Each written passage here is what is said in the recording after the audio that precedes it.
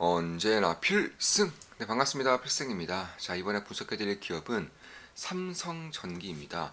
일단 삼성전기가 주요 매출처를 가지고 있는 MLCC, 카메라 모듈, 그리고 FC BGA라는 대면적화된 그런 반도체 기판, 이 세 가지 매출처, 세 가지 사업 비즈니스가 바닥을 치고 있다는데 주목을 할 필요가 있을 것 같습니다.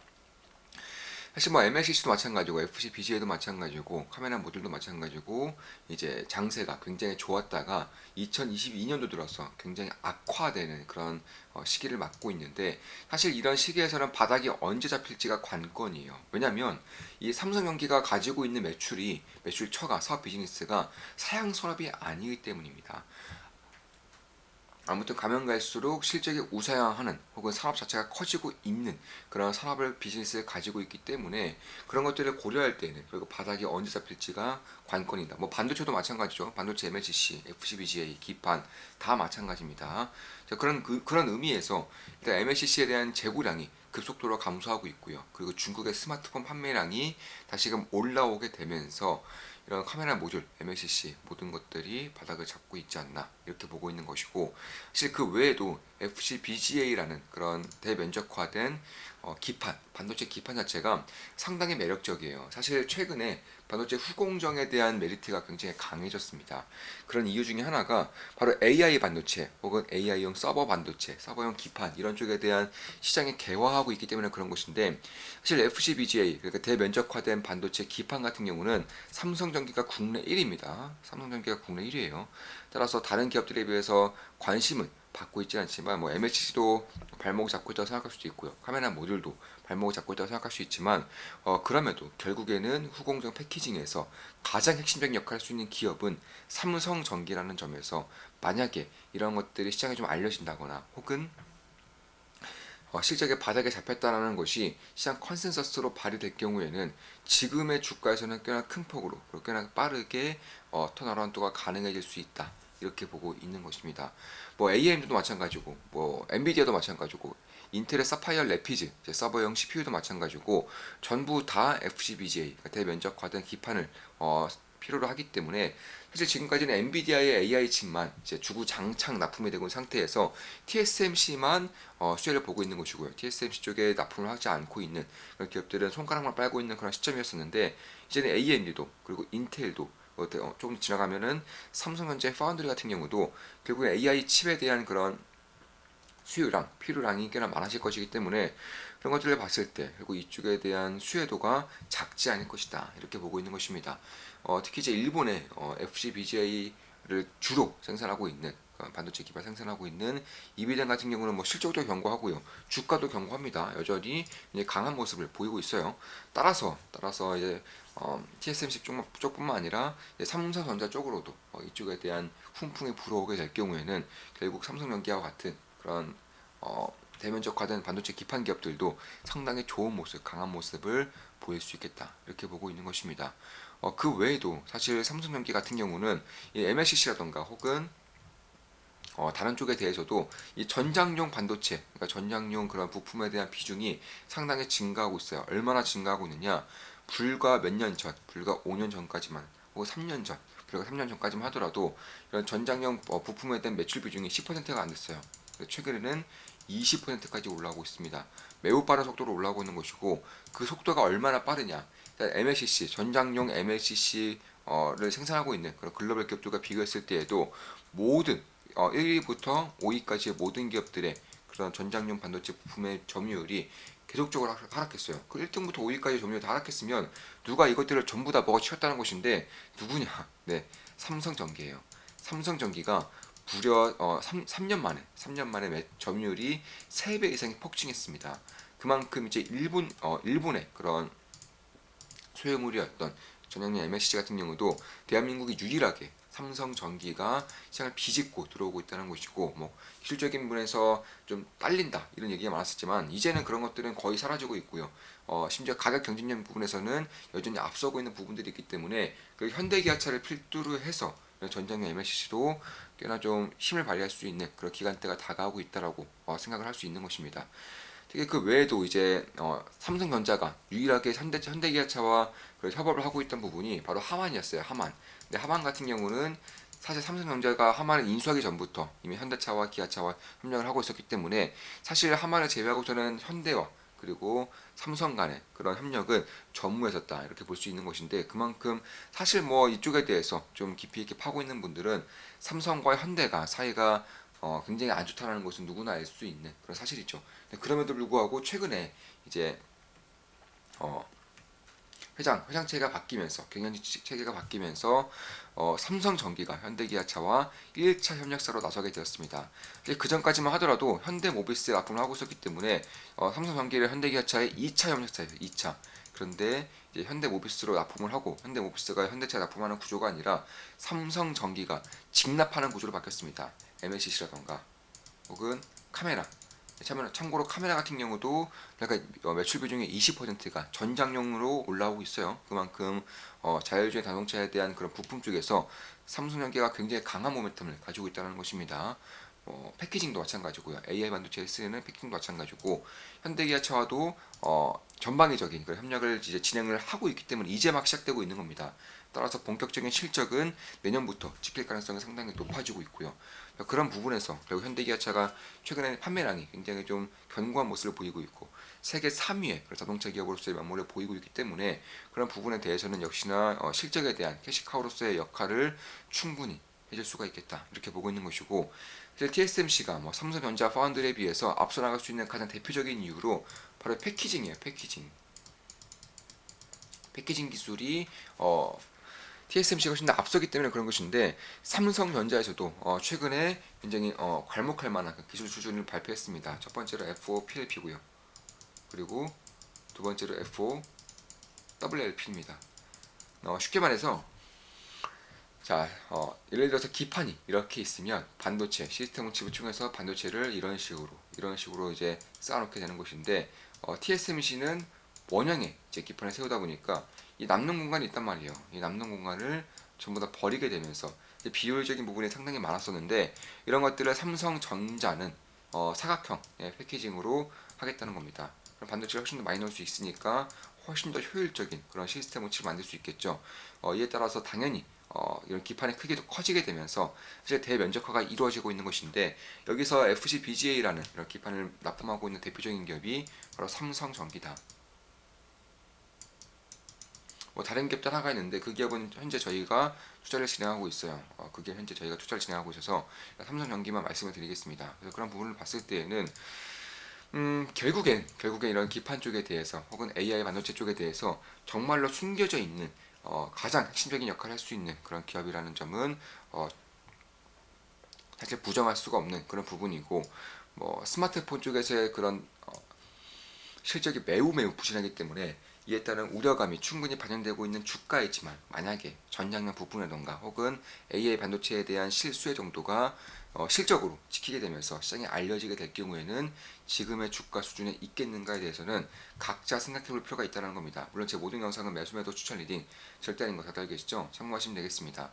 자, 스마트폰 시장이 급격하게 꺾이면서 PER 같은 경우는 여전히 평균 수준에 머물고 있지만 PBR은 거의 바닥권까지 왔어요. 거의 업하는 바닥을 주가로 다 반영하고 있다는 것이고, 여기서 슬슬 턴어라운드하는 것이 보이고 있기 때문에 그런 부분을 봤을 때 충분히 좀 주목할 만한 부분이 있다라는 것이고, 연간으로 봤을 때에도 꾸준하게 실적이 올라오면서 2년 뒤에는 역사상 최대 매출, 최대 실적을 낼 것이 예상되고 있는 것도 사실 전장용 반도체라던가 혹은 전장용 MLCC, 전장용 카메라 모듈, 그리고 AI용 반도체 기판 등에 대한 실적이 반영되고 있기 때문에 그런 것입니다.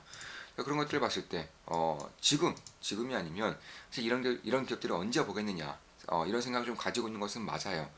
가장 업황의 바닥일 때, 그럼에도 불구하고 업황의 바닥에서 이제 막 턴어라운드가 준비되고 있을 때, 지금 같은 경우가 사실상 투자자 입장에서는 굉장히 좋은 기회가 될 수 있겠다. 개인적으로는 그렇게 보고 있는 것입니다. 특히 이제 삼성전기 같은 경우는 이제 내부자들의 매수가 꾸준하게 발생되고 있기 때문에 그런 부분도 좀 지켜볼 필요가 있어요. 이거는 이제 우리 멤버분들 간의 나눈 대화입니다. 지금 보시면 팔란티어의 NHS 계약 체결권은 NHS의 최고 책임자와의 팔란티어 계약 관련 메일 유출 등 정치적 압력이 심하다고 하네요. 의회 결정이 필요한 상황이고 이러한 이슈들로 인해서 11월쯤 발표가 이뤄진 것으로 알고 있습니다. 참고로 팔란티어는 이쪽에 대해서는 굉장히 좀 강력한 주가 반등을 보이고 있죠. 우리 멤버분들은 사실상 저 같은 경우도 마찬가지고 팔란티를 통해서 굉장히 큰 수익을 냈고요. 이미 굉장히 큰 수익을 냈고 현재는 가지고 있지는 않은데 최근에 좀 급반등세가 이루어지고 있습니다. 여기서 이제 조정이 이루어지면서 다시금 돌파가 이루어질 때 주요 라인을 돌파한다거나 혹은 주요 라인의 지지가 확인될 때에는 팔란티어를 다시금 매수할 수 있겠죠. 매일같이 지켜보고 있는 것도 사실입니다. 어젯밤 팔란티어의 상승 이유입니다. 계약 지연이 예상되었으나 계약이 이루어졌네요. 아직 최종 승인은 나지 않았을 거예요. 최근 미국 육군과에도 AI 계약을 떼냈고 어쨌든 계속해서 그 자잘한 수주들도 끊임없이 나오네요. 그리고 이제 다른 기업들에 대해서도 이런 식으로 좀 토론이 이루어졌고요. 이 친구는 펀더멘털에 비해 주식은 거의 휴지 조각이나 다름없네요. 네, 저도 흥미로워서 자세히 볼수록 이렇게까지도 할 수 있구나 싶네요. 선은 한 10번은 넘은 것 같습니다. 주주에게 환원이 되지 않으니 가치가 없는 것이나 진비었겠죠. 배당을 제기한다면 두근두근하네요. 가치에 맞게 공개 매수하고 상장 폐지하는 게 어쩌면 대주주나 일반 주주들 둘 다에게 좋은 선택일지도요. 한국 시장은 정말 주주 환원에 대한 기본적인 마인드만 바뀌어도 잠재력이 엄청날 텐데 언제쯤 좋아지려나 싶긴 합니다. 대주주 입장에서 주주 환원을 할 이유가 없다는 것이 문제겠지요. 퇴강그룹 자체가 계열사들 가지고 장난을 많이 치더라고요. HS 엔진도 부메랑이 돌아오듯 다시 출발 지점 근처까지 돌아왔네요. 어느새. 네, 굉장히 좋은 기회라고 생각합니다. 조선주는 이제 극도로 소외되어 있는데 사실 저는 좋은 기회를 만들어주고 있다고 생각하고 있어요. 실적에 대해서는 1도 걱정하지 않아요. 물론 올해 3분기까지는 실적이 안 좋을 수 있습니다. 왜냐하면 그 전에 저가 수주분에 대한 반영과 그리고 환율이 상승했을 때 실적이 이번에 지키는 것이기 때문에 이번까지는 안 좋을 수 있지만 인플레이션으로 인해서 비용 증가, 인건비 증가도 상당 부분 차지할 수 있고요. 다만 올해 4분기 적어도 내년부터는 실적이 폭발적인 성장세가 저는 이루어질 것이라고 확신하고 있기 때문에 다시금 조선주에 대해서는 주목할 필요가 있겠다라고 보고 있는 것입니다. 조선 쪽은 3분기에 대한 실적 기대감이 완전 사라지면서 주가가 아주 심하게 눌리는 것 같네요. 자, 주주 환원이 전무하고 장난치는 기업들 많죠.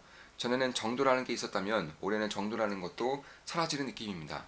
테마를 타면 순식간에 버블의 영역으로 가버리고 테마를 타지 않으면 소외가 극심한 장이 지속되고 있습니다. 확률상 정상화될 가능성에 주목하는 게 장기적인 관점에서 현명한 대응이 될 것입니다. 기회가 커지고 있을 가능성이 높습니다. 자, 기대감은 계속 있는데 눈앞의 현실의 불확실성이 너무 높아서 그렇지 않을까요? 뭔가 큰 호재가 나와서 테마를 타지 않으면서 계속 무너져 내리네요. 사부님이 정확히 말씀해 주신 것 같습니다. 레거시 산업에 대한 과거 기억이 꽤나 커서 그럴 것 같습니다. 오히려 불확실하고 막연할수록 더 기대감을 품는 것 같아요. 숫자가 찍히기 시작하면 다들 그제서야 달려들겠죠. 동감합니다. 특히 요즘은 불안감이 극도로 커져 있어서 눈치만 보는 것도 늘어난 것 같습니다. 숫자 혹은 확실한 호재로 무장하지 않으면 아예 관심을 두지 않네요. 요새는 쉬는 것도 실력이라고 느껴집니다. 엄밀히 말하면 포트를 비워두는 것이라고 표현해야겠네요. 분석에는 쉼이 있어서는 안 되니 맞습니다. 그렇죠. 분석에는 쉼이 있어서 안 되지만 오히려 이럴 때 분석에 대해서 훨씬 더 힘을 쏟아야 되는 것은 맞지만 투자 자체 그러니까 매수를 한다거나 비중을 늘린다거나 이쪽에 대해서는 저희 같은 경우도 꽤나 좀 오래 쉬고 있습니다. 거의 매매를 하지 않고 있는 것은 맞아요. 거의 인버스 쪽 혹은 숏 상품 쪽 위주로 좀 매매를 진행했었고 최근 들어서 다시금 조금씩 비중을 좀 늘릴까 말까 하는 그런 시점이 왔다. 개인적으로는 그렇게 보고 있어요. 특히 이제 해외 주식 같은 경우는 최근에 비중을 좀 빠르게 늘리고 있는 것도 사실이고요. 자, 이런 식으로 좀 질문이 있었었고 이에 따른 그런 답변을 하는 그런 우리 멤버분들 간의 토론방이고요. 특히 저 같은 경우도 이스라엘과 팔레스타인과의 그런 질문을 이렇게 식으로 좀 길게 굉장히 자세하게 주셨고 우리 멤버분들 간의 토론이 있었고 제가 답변을 드린 겁니다. 자, 중동은 타지 사람들의 이야기엔 너무 복잡하기 때문에 깊이 들어가 봐야 혼란만 커질 수 있습니다. 우리는 투자자이기 때문에 이로 인한 자산시장의 변동에 신경 쓸 필요가 있습니다. 사실 외교라는 게 옳고 그런 것은 없고 네 편, 내 편만 있다 보니 선한 것을 따져서는 안 됩니다. 전쟁도 마찬가지입니다. 팔레스타인 입장에선 이스라엘을 불법적으로 본인들의 땅을 점령하고 있는 것이나 공격하는 것이 지극히 이로운 것이라고 할 수 있겠죠. 필승 사단방에 올라온 기사입니다. 미국은 채권을 또 발행해야겠군요. 땡땡님의 의견대로 미중 정상회담 논의 중에 벌어진 일이라 안에서 무슨 일이 벌어지고 있든 중국 쪽에 더 유리해지고 있네요. 중동 전쟁은 역사적으로 유가의 상승을 불러왔습니다. 이번에도 같은 일이 발생할지 혹은 미국제 공급 과잉 불안으로 금리가 추가로 급등하고 이로 인해 유가가 오히려 하락할지 지켜볼 일입니다. 이번 중동 문제도 그렇고 캐나다 인도 문제도 그렇고 미국 외교가 참 말도 아니네요. 단순 증시 변곡을 보고 있었는데 어쩌면 시대의 변곡이 만들어질 수도 있을 듯합니다. 미중 패권 전쟁에 있어 중국이 유리해 보이는 시점이 다가오는 것인지 면밀히 살필 필요가 있습니다. 하마스는 주로 이란제 무기를 사용하죠. 특히 첨단 무기일수록 그 비율이 높은 것 같습니다. 금리의 인상은 유가의 하락과 더불어 위안화 영향력에 상승했군요. 미국 금리 상승은 미국 달러의 강세를 일으키는 게 보통입니다. 최근처럼 말입니다. 허나 미국 채권에 대한 신뢰가 흔들리게 되면 금리가 상승, 채권 가치가 하락하는 와중에 달러도 함께 약세를 보일 수 있습니다. 전에 관련하여 땡땡님과 중요한 대화를 나눴었는데 못 찾겠네요. 장단기 금리 역전이 사상 최대치 부근까지 벌어지고 있는 것을 말씀드리면서 장기금리의 급등이 발생할 거라고 분석해드렸었죠. 장단기 금리 역전이 어느 정도 해소되는 와중에 이제 미국과 중국의 채권금리 차이가 20년 만에 최대치로 벌어지고 있습니다. 이번에도 다르지 않을 것입니다. 언제가 될지는 그 누구도 모르겠으나 중국 채권금리가 큰 폭으로 상승할 것이고 이로 인해 위안화 가치 또한 상승할 가능성이 높습니다. 디플레이션과 더불어서 미국과의 금리 스프레드가 역대 최대 부근까지 벌어진 지금 중국의 절호의 경기 부양 타이밍을 맞이하고 있습니다. 이런 식으로 분석해드렸고요. 중국의 절호의 경기 부양 타이밍, 왜냐하면 미국과의 스프레드가 가장 크게 벌어지고 있는 시점이고 금리가 최저점 부근에서 반등하기 직전의 부근이기 때문에 지금처럼 경기 부양을 하기가 좋은 시기가 없어요. 금리가 낮고 절대적으로 낮고 상대적으로 낮기 때문입니다. 따라서 경기 부양을 하게 될 경우 그 효과와 효율성이 굉장히 크실 수밖에 없겠죠. 이에 대해서 저희 같은 경우도 우리도 최근에 좀 중국에 관련해서는 비중을 좀 늘렸고 레버리지 ETF를 좀 샀죠. 현재는 매수하자마자 좋은 수익을 내고 있습니다. 자, 이것으로 방송 마치겠습니다. 지금까지 삼성전기, 특히 MLCC라던가 전장용 MLCC 혹은 AI 반도체용 기판에 대해서 주로 분석해드렸었고 전장용 카메라 모듈에 대해서도 분석해드렸습니다. 앞으로도 좋은 분석, 좋은 기업 분석으로 찾아뵙겠습니다. 필승 구독, 알림 설정, 좋아요는 돈이 됩니다. 필승!